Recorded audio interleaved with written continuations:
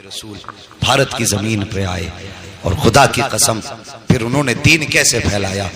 एक रस्म होती है गैर मुस्लिमों में, दूध चढ़ाने की मंदिरों में होती है कि नहीं, वो बात अलग है कि नालियों में दूध बहे तो कोई बात नहीं, लेकिन गरीब के बच्चे के पेट में घूंट दूध नहीं जाना चाहिए। ये कैसा धर्म है साहिब तुम्हारा कि बच्चे दूध के लिए भूखे तड़पते रहे और तुम्हारा दूध नालियों में बहता रहे। अल्लाह अकबर, ये इनकी रस्म है, लेकिन ये जानेंगे इनका मजहब है। लेकिन हमारा मजहब इतना सच्चा मजहब है, लोग इसे आतंकवाद से जोड़ते हैं। जरा बताइए, जो मजहब रास्ते की पड़ी हुई ईंट को हटाने पे जन्नत की बशारत दे, उससे सीधा सच्चा मजहब कौन सा मजहब हो सकता है? सोचो तो सही। तो उनका उसूल था दूध पिलाने का, और उसी दौर में एक पंडित जी थे, रोज दूध की लुटिया भरी मंदिर चल देते थे, दूध की लुटिया भरी मंदिर चल देते थे, मंदिर जाया करते। एक दिन बेटी कहने लगी, अब्बा जी आज मैं जाऊंगी दूध लेकर। जब इतनी बात कही ना, आज मैं जाऊंगी दूध लेकर, बाप कहने लगा नहीं बेटी हम खुद जाएंगे। कहा नहीं बाबा मैं जाऊंगी, चूंकि बेटियां बाप की लाडली हुआ करती हैं, कभी कभी बाप बेटी की ख्वाहिश के आगे मजबूर होता है। बाप ने इजाजत दे दी, बच्ची ने दूध लिया, लुटिया लेकर के मंदिर की तरफ आई। मंदिर में आई, उसे पता नहीं था कि दूध पिलाया जाता है कि दूध बहाया जाता है। आई, आने के बाद मूर्ति के आगे बैठ गई, कहने लगी लो बाबा दूध पी लो। उसने पहले शराफत से कहा दूध पी लो, लेकिन कोई जवाब नहीं आया। फिर कहने लगी दूध क्यों नहीं पीते हो, दूध पी लीजिए, फिर कोई जवाब नहीं आया। बच्ची समझने लगी मेरे बाप तो रोज दूध लाया करते हैं और कहते हैं बेटी मैं भगवान को दूध पिला के आया हूं, शायद मुझसे नाराज हो गए हैं इसलिए दूध नहीं पी रहे हैं। ये बात बच्ची के दिल में आई, कहने लगी बाबा भगवान मुझसे कौन सा पाप हो गया है जिसकी वजह से आप दूध नहीं पी रहे हो। पत्थर था, पत्थर भी कभी बोला करते हैं। बच्ची ने सोचा शायद ये मुझसे नाराज है। फिर बच्ची ने बहुत बड़ा अहद कर लिया। बच्ची ने कहा अगर तुम दूध नहीं पियोगे तो तुम्हारे चरणों में अपनी जान दे दूंगी। ये कह के बच्ची ने लुटिया तो इधर रखी है और अपना सर उसके कदमों में मारना शुरू कर दिया है।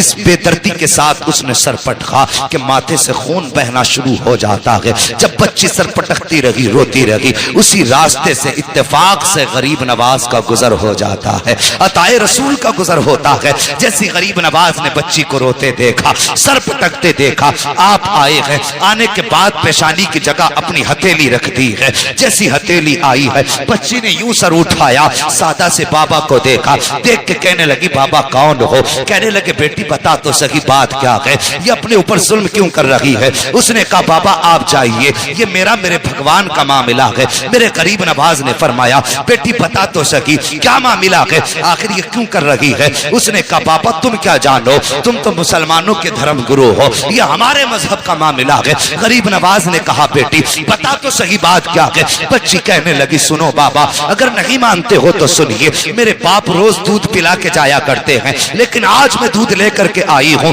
तो ये दूध नहीं पी रहे हैं, शायद ये मुझसे नाराज हैं। तो मैंने ये कसम खाई है या तो ये दूध पिएंगे या मैं अपनी जान दे दूंगी। जैसे इतना सुना है, गरीब नवाज कहते हैं बेटी बस इतनी सी बात है। कहा हाँ बस इतनी सी बात है। आपने फरमाया कि दूध क्यों नहीं पीते हो। जब बच्ची कह रही है तो दूध पी लीजिए, जैसे इतना कहा है वो पत्थर टस से मस नहीं हुआ। आपने फरमाया सुनता नहीं कौन कह रहा है, मोइनुद्दीन कहता है दूध पी ले। उसने फिर भी दूध ना पिया है।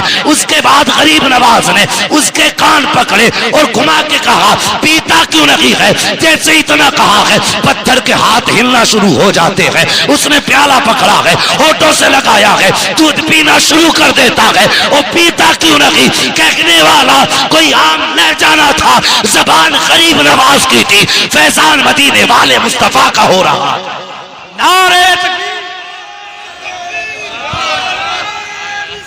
या रसूल अल्लाह, या रसूल अल्लाह, नारे जिंदाबाद जिंदाबाद, अल्लाह अकबर, सुभान अल्लाह, सुभान अल्लाह अकबर।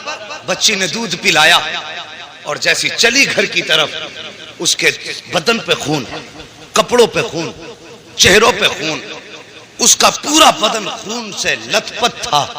और मुझे बताइए अगर कोई बेटी अकेली जंगल से आ रही हो और बदन खून में लथपथ हो, सर से खून बह रहा हो, तो कोई ये नहीं सोचेगा कि इसने चोट खाई है। तरह तरह के गुमान लोगों के दिल में आते हैं, तरह तरह के ख्यालात लोगों के दिल में आते हैं। बेटी पंडित की थी, जब घर की तरफ चली है, बस्ती में कदम रखा, बस्ती वालों में शोर हो गया कि पंडित जी की बेटी देखो खून में नहा के आई है। अल्लाह अकबर, गांव वाले लोग पीछे पीछे हो गए। बच्ची घर आई है, अल्लाह अकबर। बाप ने बेटी के माथे पे खून देखा। बाप तो बाप होता है, चाहे वो किसी भी धर्म का हो। तड़प गया, कहने लगा बेटी बात क्या है? उसने कहा बापा मैं दूध लेकर के गई थी और मेरे भगवान ने दूध पीने से इनकार किया।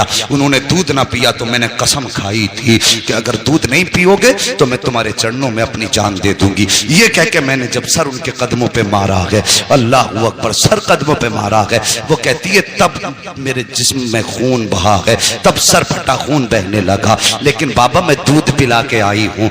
बच्ची ने जैसी इतनी बात कही, बाप कहने लगा क्या कह रही हो? हाँ बाबा मैंने दूध पिलाया है। बाप कहने लगा बेटे पूरी जिंदगी गुजर गई इसी पत्थर की इबादत करते करते, आज तक हम दूध ना पिला सके, तू एक दिन में कैसे दूध पिला सकती है? गांव वालों ने इतना सुना, कहने लगे पंडित तेरी बेटी झूठ बोल रही है, दूध नहीं पिलाया है, पत्थर तो दूध पी ही नहीं सकते।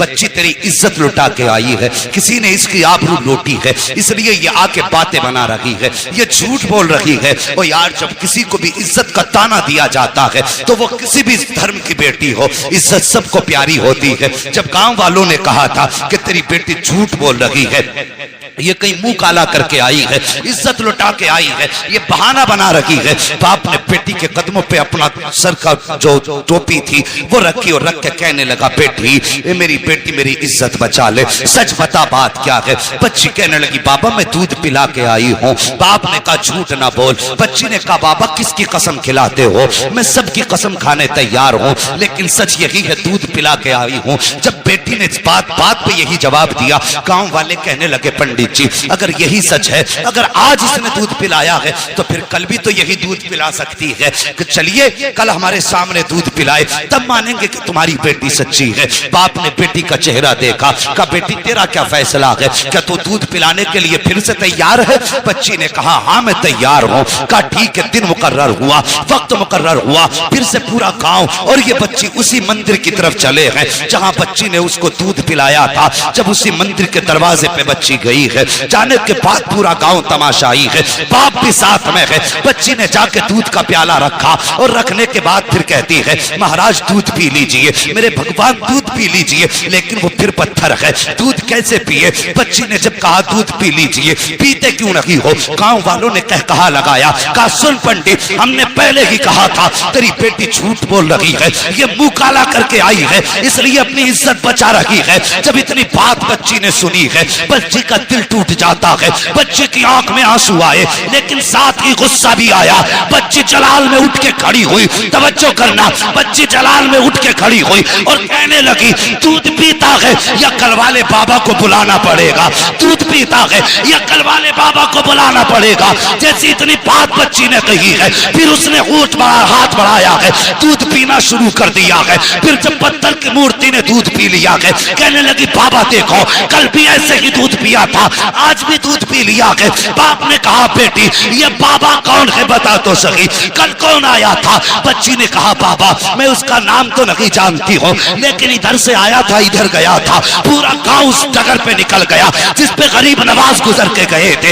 एक दरख्त के नीचे जाके देखा मेरे गरीब नवाज बैठे हुए हैं। जाने के बाद कहा था बेटी यही बाबा है? कहा हाँ यही बाबा है। पंडित कदमों पे सर रख के कहता है महाराज तुम भगवान हो, जिसके कहने से पत्थर ने दूध पी लिया है। इतना कहा है, गरीब नवाज ने निकाह के करम उठाई है, फरमाते मैं कोई खुदा नहीं हूँ, मैं कोई भगवान नहीं हूँ। कहा बताओ तो सही फिर किसकी पावर है जो पत्थर दूध पी ले? गरीब नवाज ने कहा था वो मेरी पावर नहीं बल्कि वो उसकी पावर है जिसको गरीब नवाज पूजा करता है। कहा कौन है वो? गरीब नवाज ने कहा था वो है जिसने तुमको भी पैदा किया है, गरीब नवाज को भी पैदा किया है। अगर पूछना है तो खुदा का पूछो। सबने कहा था ये कह के गरीब नवाज चले, तोड़े कदम पकड़े लोगों ने। कहा गरीब नवाज आगे ना जाइए, पहले हाथ बढ़ाइए, कलमा पढ़ा के हमें मुसलमान बना जाए। नारे तकबीर, नारे रिसालत, उलमाए अहले सुन्नत, अज़मते इस्लाम। अजमत इस्लाम अल्लामा मुफ्ती हम्माद साहब किबला, अल्लामा मुफ्ती हम्माद साहब किबला, सरजमीने अदलपुर, सरजमीने अदलपुर, नारे तकबीर, नारे रिसाल। लक़द काना लकुम फी रसूलिल्लाहि उस्वतुन हसना, और मेरे महबूब की जिंदगी तुम्हारे लिए बेहतरीन नमूना है। हुजूर के किरदार को अपनाइए, बेटियों से प्यार करो। बेटी बेटी है, चाहे वो दोस्त की बेटी हो या दुश्मन की बेटी हो। मेरे हुजूर के दरबार में हातिम ताई की बेटी आई थी, नंगे सर आई। मेरे हुजूर ने अपनी मुजम्मिल वाली चादर सर पे डाल दी, मुजम्मिल वाली चादर डाल दी। किसी सहाबी की जबान से निकल गया, हुजूर ये बरकतों वाली चादर, और एक दुश्मन की और काफिर की बेटी। मेरे हुजूर ने फरमाया चुप हो जाओ, बेटी बेटी हुआ करती है, चाहे वो मोमिन की बेटी हो चाहे वो काफिर की बेटी। और जो काफिर की बेटी को इतनी इज्जत दे, अगर उसकी उम्मत की बेटी की आंख में कोई आंसू दे तो फिर वो सोच ले कब्र में मुस्तफा का सामना कैसे करना है। मेरे हुजूर ने तो फरमाया था मेरी बेटी मेरे जिगर का टुकड़ा है।